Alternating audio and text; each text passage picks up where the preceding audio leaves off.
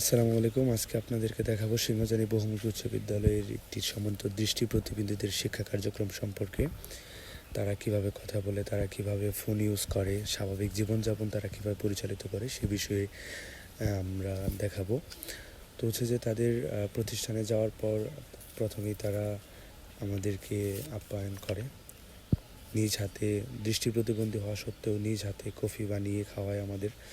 মনে হচ্ছে তাদের রুমে প্রবেশ করি এবং তাদের সাথে কথা বলি যে তারা কিভাবে আসলে জীবন অতিবাহিত করে। আসসালামু আলাইকুম, আমি আব্দুল অমর নাদিম। আমি একজন দৃষ্টি প্রতিবন্ধী। আমি কি করে ফোন চালাই সেটা আপনাদেরকে দেখাবো, কিভাবে আর কি আমি ফোন ইউজ করি। তো এই যে দেখেন, ফার্স্টে আমি ল্যাপটপ খুলে নিলাম। দেখেন এখানে কিছু বলছে আর কি। এটা হলো টকব্যাক। এই টকব্যাকের মাধ্যমে আমরা ফোনগুলো ইউজ করি।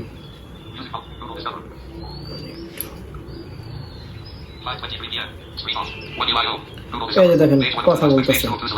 এই টকব্যাট আমরা কোন জায়গায় যাই সেটা আর কি বলে। যেমন আমি ইউটিউবে ঢুকবো, এই যে ইউটিউব ঢুকলাম, তারপর আমি একটা ভিডিও দেখবো, সেক্ষেত্রে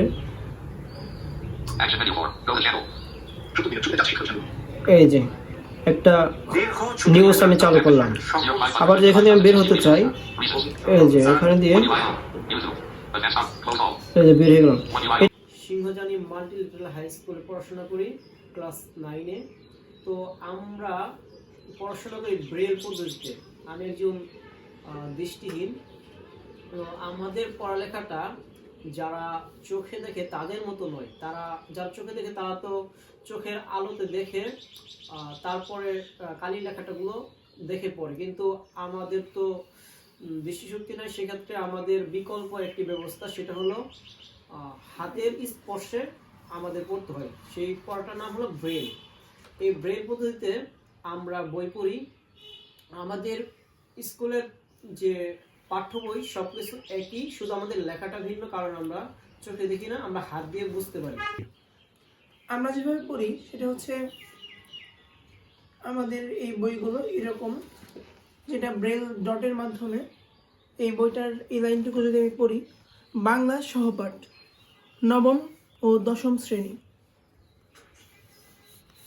তারপর এই পাশটা যদি আমি পড়ি, জাতীয় শিক্ষাক্রম ও পাঠ্যপুস্তক বোর্ড কর্তৃক 2013 শিক্ষাবর্ষ থেকে নবম ও দশম শ্রেণীর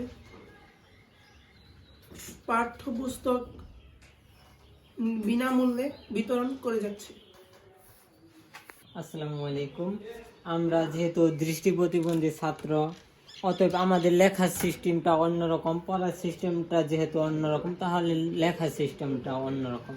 আমরা এইভাবে একটা পেজ নিব, তারপর রাইটিং ফ্রেমের ভিতর বসাবো, তারপর আমরা এভাবে লাগিয়ে দেব। লাগিয়ে দেওয়ার পর এভাবে ঠিকভাবে বসাইতে হবে। এখানে আমার এটা হচ্ছে না আর কি, এভাবে বসাইতে হবে। তারপর এভাবে লিখতে হয়, যেমন আমার বাংলা বই। আমরা তো ডট দিয়ে লিখি, এভাবে সরেয়া ময়াকার মা অন্তস্তর আমার বাংলা বাংলা বই বই, এইভাবে আমাদের লিখতে হয়। ঠিক আছে, আরও কিছু